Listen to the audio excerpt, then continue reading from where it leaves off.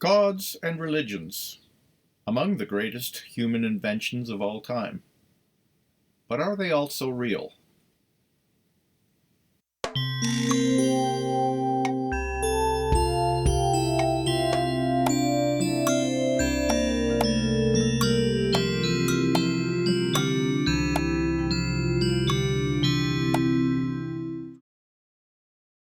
Science was the subject of my last little ramble. When I was a teenager, a very long time ago, friends, when I was a teenager, preparing for confirmation at church, the minister asked whether I had trouble reconciling science and religion. I said no, and that seemed good enough for him. I thought he looked relieved that he didn't have to dig deeper, so I in turn didn't elaborate. Well, now's the time to do so. I'm going to do this by way of side-by-side comparisons by category. Using this chart outline, I'll keep looping back to it as we cycle through the cells of this little thought matrix. So my first category of inquiry is either science or religion real? In the science ramble, I said that science is, at its heart, about reality but not necessarily real. Science generates models that provide best-fit explanations of reality around us and within us, as we sense it and measure it. Those models are inventions of our minds, mental tools that map back to and help us navigate the real world. They get replaced as our observations improve and old models no longer explain things accurately or elegantly. Only if they have survived for a long time do they become woven into the very fabric of our sensed reality, and there is always a chance that someday even the oldest, most stable model might be proven wrong thanks to new evidence. That's what I meant when I said science is not real at its core, it's an evolving construct. But I'm going to modify my position now, hopefully in a thoughtful and useful way, and say that models and theories at the heart of science are real, inasmuch as creations of our minds, the ideas that we come up with, are real. So what about religion? We evolved to be human. Our shiny new big brains pose questions and look for answers. How and why are we here? How does the world work? Why do certain things happen and others not? Why treachery and misery? Why beauty and wonder? What behaviors favor our joint welfare? How can these be promoted? The answers don't come easy. There's a gap between what we long to understand and what we do understand. Available science cannot fill the gap. The gap makes us fidget. But our minds are clever. We are creators. We create gods and religions. These are useful inventions. They provide forms of understanding, relief from uncertainty, and have practical application in terms of organizing society and funneling behaviors and defining coherent tribes. We invent gods and religions several times over in different permutations across the planet, tribe by tribe, culture by culture. Like science, gods and religions are mental tools to help us navigate reality. We are the tool makers. Any one of us has the facility to sit down this afternoon with a notebook and shape a new God-religion model. Our powerful religion tools ensure that that which we can't quite comprehend is known after all, at least to our invented gods. No difference here between science and religion. Both mental tool sets, both in aid of understanding, knowing, creating paths to navigate the world. Both are real inasmuch as creations of our minds, ideas, are real. Category 2. What makes either science or religion compelling? Why should we abide? Science's credibility is that it is evidence-based. Science flows up from and back down to observation of reality. I said in the last ramble that observations form the basis of science's models and theories. The theories are in turn subjected to testing against further observations. They are revised or replaced as needed. It's all grounded in real-world evidence, stuff we can sense. By contrast, religion is oriented to the unobservable, the unknown. Religion is not evidence-based. Religion demands a leap of faith, belief. not observable evidence underpins God's very existence. And it's quite the leap. In bringing religion to life, the believer reverses the creation sequence. No longer did we create the idea of God to quiet our fidgeting, rather God created us. Many take the leap, many do not. You can't really argue about a leap of faith. You can just be on one side or the other. Those who leap theoretically have religious options to choose from, including the option to create their own spiritual or religious construct. It should be your choice, your leap of faith, which you take because of the value you place on the guidance and comforts and the answers your choice of religion brings. It's a very powerful tool. Clearly, though, most people acquire religion tribally, that of their family or culture or nation. Faith in a particular religion, or at least pretending to have it, is embodied in growing up and a condition of adult membership in society. Through time, there have been many efforts to establish real proof or real evidence in the real world for the existence of gods. Experimental sensory confirmation, or even just reliance on anecdotal confirmation like, "My prayer came true, so God must exist." There is no evidentiary proof of God. These attempts fail. But this avenue of investigation misses the point. It's not about real-world evidence. It's not about science-like experimental corroboration. There is no need to struggle to prove God's existence or justify religion on the basis of this kind of evidence. It takes a leap of faith. That's a fundamentally different journey than scientific corroboration. So again, I see no conflict between religion and science. One is evidence-based and one is faith-based. One deals with the observable, measurable real world, and the other deals largely with questions for which there is no real-world evidence. They exist in different planes. You can, if you wish, adhere to both at the same time. A little aside, there will be conflict when both offer explanation of the very same phenomena. Say, creation, scientific models of the creation of the universe in its constituent parts and of the evolution of life on this planet, versus the creation stories in the great religious texts. Obviously, you can't choose them both verbatim. So, you can side with science. Easy if you're agnostic or atheist or have not taken the leap of faith. Also entirely possible for religious believers, if you do not read the historic stories within the sacred texts literally. Genesis was a perfectly useful explanation of creation until science developed to the point where competing evidence-based models emerged. At that point, and on that point, religious interpretation can evolve. The foundational texts are ancient. They were written in the context of their times. Once that is acknowledged, one may, and I think one should, reinterpret as necessary from a contemporary evidence-based perspective. But it's tricky business, because in the grand one-God religions, God is defined as an all-knowing constant. It's unnerving to evolve a constant. Where do you draw the line when you start lopping off bits and pieces of God's word as not really true or only a metaphor? Religion often flinches when it is pushed to evolve.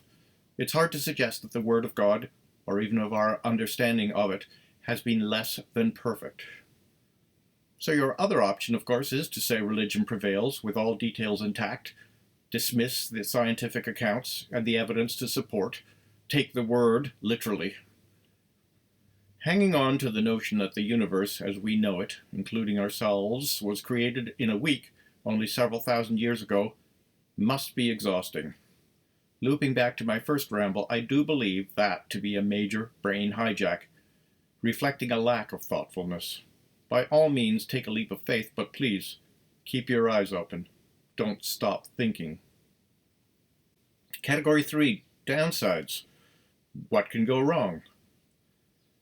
Both science and religions are tools, I've said. A hammer is a tool. It can be used to build someone a house. It can be used to smash in someone's skull. I've seen it done on TV. So it is with science. Huge advances in the quality of life, huge threats to the quality of life, from nuclear weapons to technology-driven global warming. So too with religion, from the saintly to waging war in the name of God. The worst sin common to the practice of both religion and science is righteous hubris, It's the notion that through one or the other you can achieve the ultimate truth and allow yourself to be dismissive of anything or anyone outside that truth. Category 4. Can you get along without it? Like it or not, your life and mine are dependent on science. You are at this moment watching me, courtesy of applied science. Science is pan-global, pan-cultural, because we rely on our senses in the everyday, and because science is built methodically on the foundation of what we sense, it's pretty hard to ignore it. So say what you will, you cannot run. You can get along without religion. It's turned out that atheists are not picked off with thunderbolts, nor do they lead lives of despair or become despicable human beings. But you cannot get along without faith-based elements to your life. We have needs and wants that transcend the evidence-bound realities and limitations of the world around us. Even science verges on faith-based at the extreme edge of theoretical thinking, where evidence is almost non-existent and creative minds construct theories which may not be testable for a long time to come. If we all go to the planetarium and watch the show, some of us may come out full of new science facts. All of us will leave with a sense of wonder or reverence for the scale of the universe. That's faith-based. It's about the unknown, not about the raw facts. It's about our imaginations, about creating mystery. Or in reaction to a good news story, we might rekindle our faith in humankind to do the right things and feel a wellspring of hope. These are faith-based elements to our world construct, inasmuch as they are not evident in the mere reality around us. Core to the concept of hope is believing in the possibility of something precisely when it is not there. Or watch a Marvel Universe movie and let yourself suspend disbelief as the characters save the planet with their superpowers. You are taking a leap of faith. Mystery, the sensation of the infinite, the quest for love, hope, imagination, fantasy, faith in anything, a belief in social justice, a yearning for goodness, the concept of fairness, a sense that it all means something. These are all manifestations of faith-based existence, and we need them in order to thrive. There is freedom in the faith-based world. It is as wide and open-ended as our creative imagination, and therefore anything is possible. We are not limited to the facts, after all, and our beautiful brains can create all manner of mystery, fantasy, and unreality. Everyone should be a little bit a scientist, but to be only a scientist is to live very small. Please, take a leap of faith. So to wrap up this ramble, people live in a world served by science, the real world of things we sense. Science is not enough. I defy anyone to actually thrive without some elements of faith in something beyond the world that is observable. Things that aren't real. You can't see, hear, touch, smell, or taste them. They require belief. For some people, one of those things is God and religion. It's all good. I wouldn't spend time worrying about what people believe in and what not. For those who do not believe in God and religion, who have not taken the leap of faith, I'd say, leave those who have alone.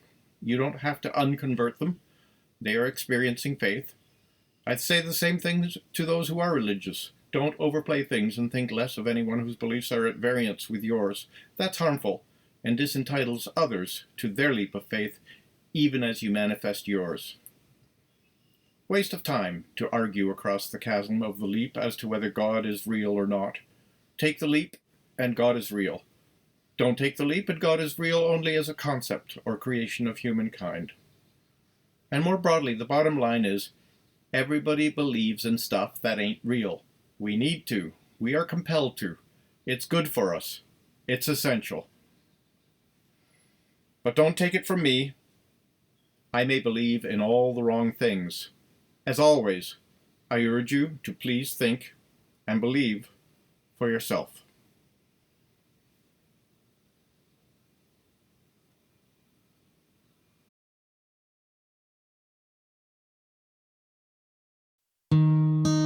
Another afternoon, God's at the old place past the shadow moon. The road's been washed away.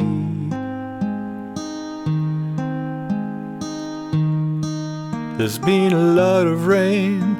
It happened before and it's coming down again. He's gonna stay another lonely day. The boy's alright, but I'd like to hold him once in a rainy night. Why he's gone, why he's gone. Looking out from under the roof with another dusty bottle of wine.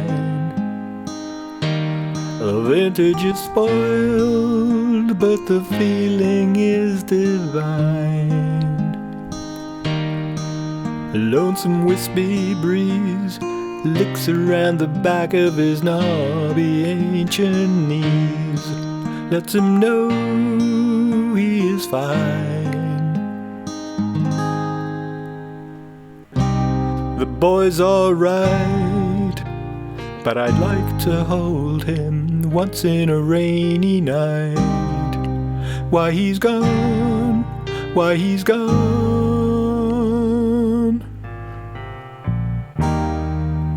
God sits on the dock and he watches the sun go down. He made it so long ago.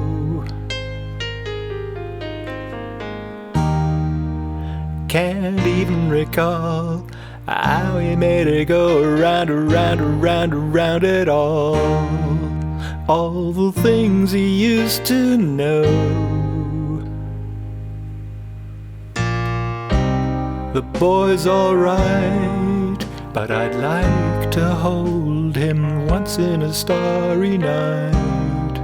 Why he's gone, why he's gone.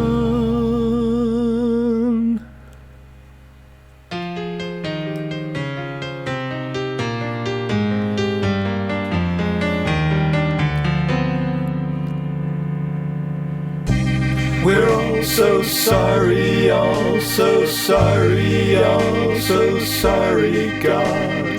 Sorry that it all turned out this way for you.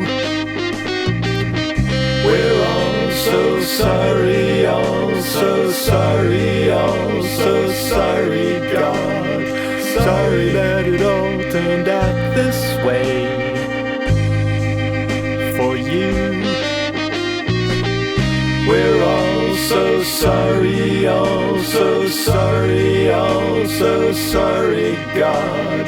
Sorry that it all turned out this way for you. We're all so sorry, all so sorry, all so sorry, God. Sorry that it all turned out this way for you. We're all so sorry, all so sorry, all so sorry, God. Sorry that it all turned out this way for you. We're all so sorry, all so sorry, all so sorry, God. Sorry that it all turned out this way for you. We're all so sorry, all so sorry, all so sorry, God.